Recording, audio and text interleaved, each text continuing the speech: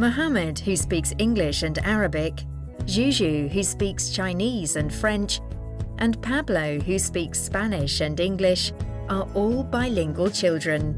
To help them improve their language learning, it is important to pay attention to the quantity and quality of language input, which is the language they listen to and read.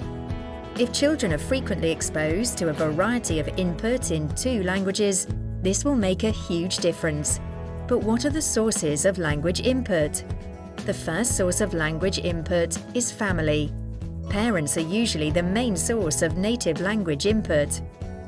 Siblings are also an important source of language exposure, often for both first and second language acquisition. Interestingly, they can sometimes change the language used by other family members. For example, if they start speaking their second language at home, the second source of language input is teachers. Schools play a key role in second language learning.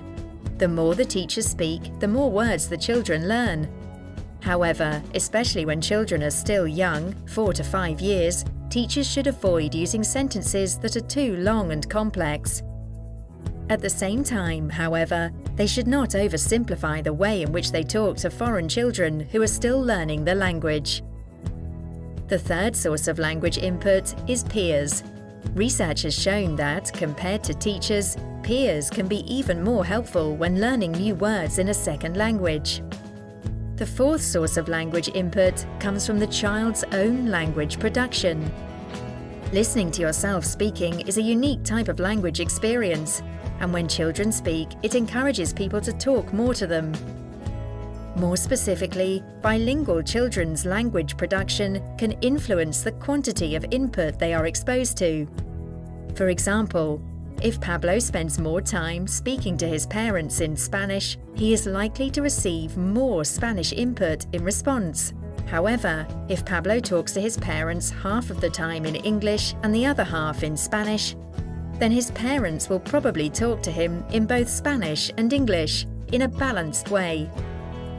To sum up, every day bilingual children like Mohammed, Juju and Pablo are exposed to language input in 2 languages.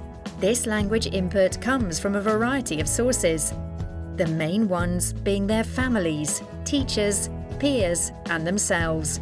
To reach the best results, bilingual children should be exposed to a lot of different language sources and a good balance of both languages.